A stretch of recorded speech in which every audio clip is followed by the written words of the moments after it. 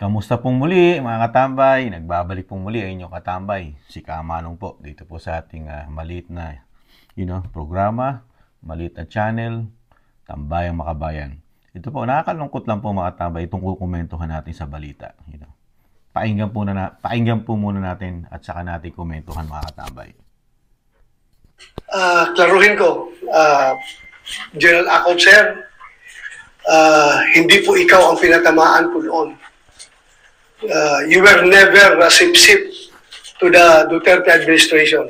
I never heard you sing praises for the war on drugs that we waged during the Duterte administration.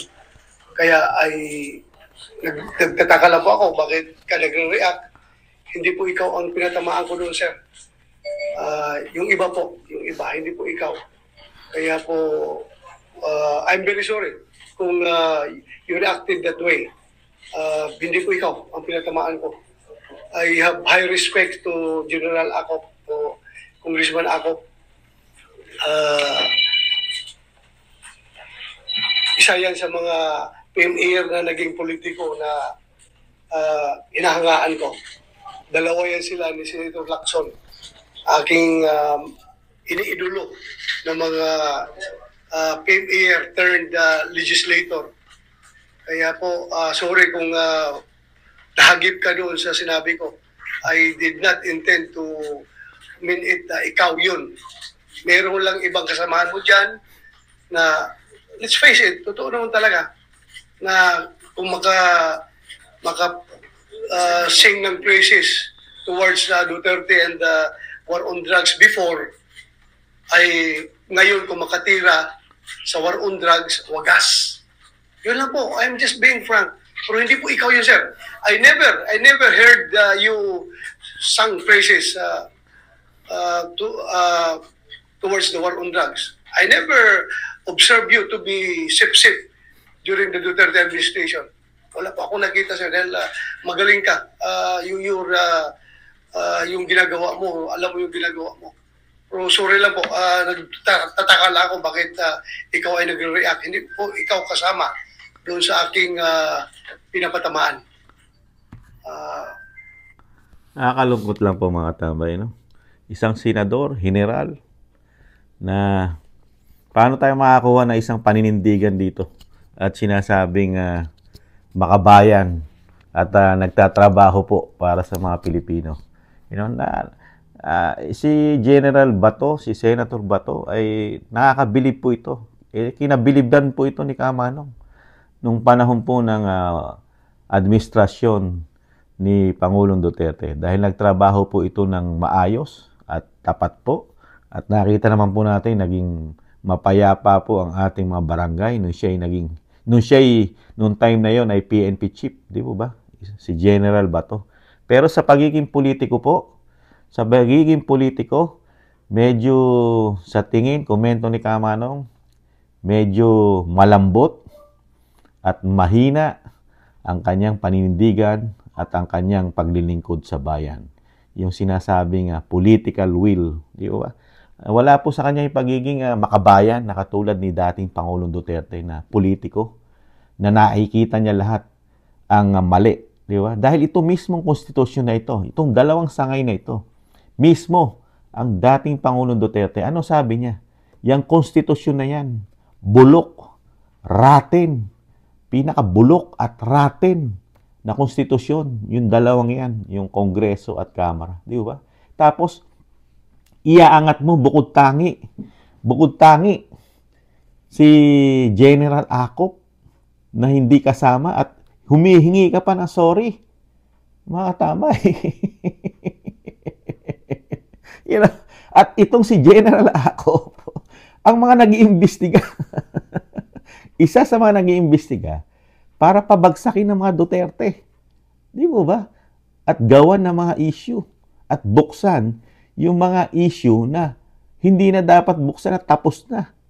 At kumukuha pa sila ng mga witness na galing sa kulungan. Sa pangunguna ni Jimmy Guban. Ano ba yan? General Bato, ano na nangyari sa bato natin? mukhang, mukhang yung bato natin hindi na bato Nakakahiya lang po para sa mga Pilipino, lalo po sa sumusuporta sa inyo. Dahil yung ginawa nyo, tama na yun na sabihan nyo po ang mga congressman, yung konstitusyon ng Kamara, na sila talagang walang paninindigan, di ba? Mga sip-sip, di po ba? Ngayon, nakita po natin kung sino yung mga sip-sip dahil pumutak. Pumutak po di po ganun yung manok. Puputak yan. Di ba? Lalo kung nangitlog, di ba? Nangitlog. Ito po, nagputakan. Ibig sabihin, nasaktan. Dahil totoo. Komento ni Kamanong dahil totoo. Di po ba? Kasi kung hindi totoo yan, babaliwala yun. Tingnan mo yung iba. O, di ba? Yung ibang congressman. Ano ginawa? Dahil unang-una, hindi naman ini-interview. Saka yung iba, siyempre, may balat na iba. Sanay na sa mga patama. Baliwala na sa kanila kasi ganito na sila. Di ba?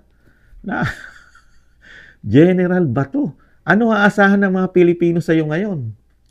Dito, isang general lang na sinasabi mo na si General Acop at sinama mo pa si si dating senador at isa rin naging general, si General Lacson, di ba? General Lacson, naging PNP chief din po yan. Etong si General Acop at ngayon representative na mula po sa Antipolo, hindi po naging PNP chief yan. At sabi po ng ating mga subscribers, mga katambay, ng mga subscribers natin, hindi rin po naging marami rin po issue yan. No, siya ay naging general. Marami rin po issue na nilalabag po ayon po sa ating mga subscribers. Kaya hindi po rin naging tapat.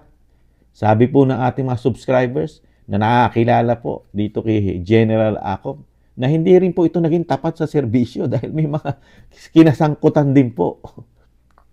Tapos, ngayon, hihingi ka ng sorry. Parang sinisingle out mo. Pagdating sa mga militar na katulad na kabaro mo, General Bato, exempted na. Exempted na sa pagiging sip-sip. Walang paninindigan. Mga tama na gagawin dahil nga naging PMA graduate, PMAer, katulad nyo. Ganun po ba? Exempted na kayo sa magiging kasalanan nyo sa batas? Kasalanan nyo sa mga Pilipino, yung pagiging nasusuhulan kayo, ganun, exempted kayo, hindi nyo gagawin nyo, parang bukod tangi kayo. Ganun po ba? Na ang isang General Acop at isang Representative Acop katulad ni dating Senator Lacson, yan yung hinahangaan nyo. Hinahangaan nyo. Ano sabing? Ibalik tanaw nga natin. Ano yung natuklasan ni SAS dito sa ginawang batas o ginawang batas ni dating senador Ping Lacson para yung kanilang mga pondo, yung kanilang liquidation na nakukuha, hindi na nila ipapasa sa COA, di ba? Pirma lang ng mga pondo nila kung paano nila ginastos. Wala nang mga resibo at hindi na sila pwedeng obligahin ng COA para sila'y ma-audit. Hindi nyo po ba alam yon? Mismo, ang dating Pangulong Duterte, binabakbakan yan, dalawang ahensya na yan. Open the book. Open the book. Tapos kayo, maririnig namin bilang, inaasahan namin na maging katulad kayo ng Kongreso, ng Kamara, yung pag-iimbestiga, katulad sa issue ng mga droga. Di ba? Ipinupus nga namin, katulad ni Kamanong, ipinupus ko. Na gawin nyo rin yung ginagawa ng Kongreso. Magbuo din po kayo ng committee nyo. Kasama si Senator Bato at Senator Robin Padilla. Pagka ganyan po, napakalambot yung bato nyo. Yung bato nyo parang piksa na lang. Anytime puputok. Parang piksa. Hindi na matigas, mga katambay. At tusukin mo lang. Lalabas na ang nana. Ganyan po nangyayari ngayon. General Piksa na po kaya tayo ngayon, mga tambay. At Senator Piksa, hindi na Senator Bato. Dahil umuurong po ang yagballs nyo sa ganitong dating General Acop at Congressman Acop, kayo po senador. Nakakalungkot lang po mga tambay. Samantalang kayo ay nagtatrabaho sa mga Pilipino. Hindi po kayo nagtatrabaho kay Congressman Acop at kay dating Senador Lacson. Bakit po nyo tinitingnan? Ang tingnan nyo po, yung nangyayari sa ating bayan. Ano na ba nangyayari sa ating bayan? Puro pamumulitika na po. Pati kayo, pinupolitika. Kayo nga mismo, gustong pahuli sa ICC. Tapos manghihingi pa kayo ng sorry. Talaga naman, sa nakikita ng mga taong bayan, nakikita ng mga Pilipino, talaga naman po talagang sip-sip. Sip-sip po ang mga nasa kamara. Karamihan po, sip-sip. Hindi naman po lahat, mga tambay. Karamihan. Yung mga pumuputak, yumayaw-yaw, sa komento ni Kamanong, kauna-unahang mga sip-sip yun. Mga katambay, komento ni Kamanong. Kaya nakakalungkot lang po. Ano pa asahan namin ngayon para magbuo kayo ng komite? Di ba? Halos lahat ng ipatatawag nyo dyan, magsasalita at itatanggi nila. Di ba? Dahil may mga sangkot po dyan. Di ba? Ipatatawag ang PIDEA dyan. Di ba? PNP chief. Di ba? Ito po, pangalawa ng pagkakataon, mga tambay. Dahil ganon din po nangyari nung mag-imbestiga siya, di ba? Doon sa sinasabing binawasan, di ba? Binawasan ng PNP chief ang seguridad ng Vice President, di ba? Parang humihingi pa rin siya ng pasensya no, sa PNP chief na parang walang ginawang mali sa Vice President. Di ba? Natanggalan mo na seguridad ang isang Vice President na sinabi ng isang PNP chief na wala naman silang nakikitang banta sa buhay ng Vice President. Pinaniwalaan mo na yon, yung PNP chief. Ano ba yun? Diyos ba yun? At alam lahat ang mangyayari sa bawat araw at bawat banta at bawat magtatangka sa buhay ng Vice President. Alam niya araw-araw yun. Naging malambot na po kayo ron. Napulaan na kayo ng mga Pilipino ron. Parang tama lahat ang ginawang desisyon ng PNP chief. Ngayon, isang representative na general, wala na naman po kayo yagballs. Wala na naman kayo yagballs. Tiklop na naman kayo, tiklop. Ano aasahan ng mga Pilipino para mag-imbestiga pa kayo? Dito kay Cathy Binag, na parte rin ng droga. Droga rin ang issue nito. At Commander-in-Chief, at pamilya, at grupo ng Voltes 5, at marami pang iba. Wala na pong aasahan ngayon lalong walang aasahan ng mga Duterte sa inyo pagkaganyan. Tiklop po ang buntot nyo General Bato. Humihingi pa kayo tigas na pasensya, sorry. Lalo pa lang ang mga congressman katulad ni Congressman Acop talagang sa tingin niya, sarili niya wala siyang nilalabag. At hindi siya sip-sip. Matindi. Nakakagulat lang po, mga tambay. Yung pagiging Bato, Senator Bato, yung pagkakakilala natin dito kay Senator Bato, na siya ay laging sa tama. Alam niya sa sarili niya, tama yung sinabi niya, na talagang maraming congressman, maraming representative na nagsipsip sa panahon ni dating Pangulong Duterte. Pero ngayon, sila mismo mga nagsipsip. Di ba? Sinasabi po yan ng ating mga subscribers, ng ating mga kababayan, na marami pong mga interview dyan, lalo sa SMNI. Kung purihin nila, lalo po itong sinasabi ng ating mga kababayan, si Dan Fernandez, si Representative Congressman, talagang pinupuri. At kasama po si Representative o Congressman Acop dyan. At si Congressman Barbers, at marami pang iba. Di ba? Tapos ngayon, magsalita lang, nagsalita lang, kinontra yung sinabi nyo. Bahag na ang buntot nyo. Urong na ang bayag nyo. Nawala ng balls nyo. Dahil sa isang congressman at sinasabi nyo PMA. Ay, nako, mga katambay. Kaya, kawawa po, mga katambay. Kaya, wala tayong aasahan. Wala tayong aasahan sa mga sinasabing mga, kaalyado pa ng dating Pangulong Duterte at ni Vice President Sara Duterte. Talagang sila-sila na lang yata mga tambay. Sa komento ni Kamanong, talagang sila-sila na lang yung sinasabing yung problema po na binabato ng halos lahat na sa pamilya Duterte, magmula po sa mababa, sa mga vloggers na mga sinasabing GCash, Isimada, kasama ang media, ang Makabayan Black, mga nasa Kamara at nasa Senado, nagsama-sama na. Lahat po yan, pamilya Duterte na lang ang sinasabing makikipaglaban dito sa mga napakarami nagpapabagsak sa kanila. Yung mga sinasabi natin, komento ni Kamanong, naaasahan sana natin katulad ni General Bato, bahagang buntot.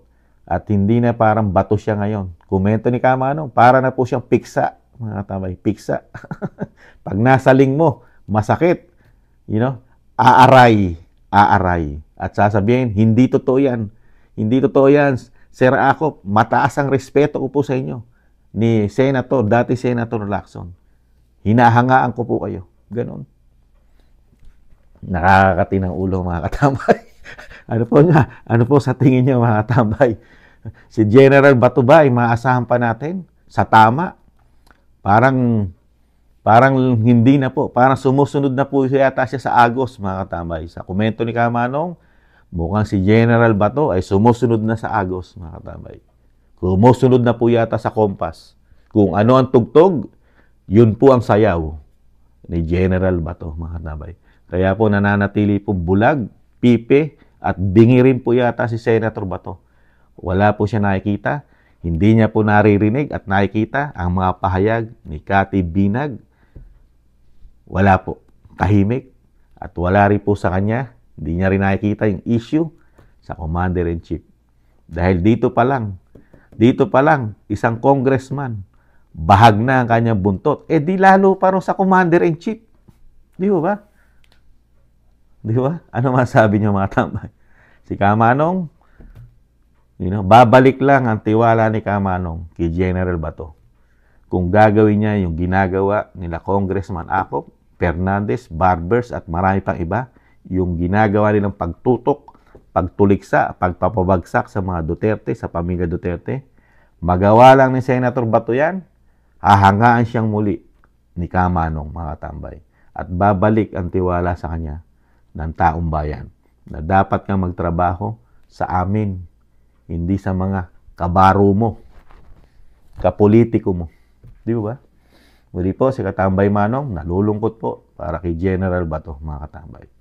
Ingatan lawa po mga katambay at maraming salamat po sa mga gusto po ng ating maliit na channel. Lalo po sa mga nagko-comment, nababasa po ni Kamanong, like, share, and subscribe. Sa muli po mga katambay, ingatan lawa, paalam, bye-bye.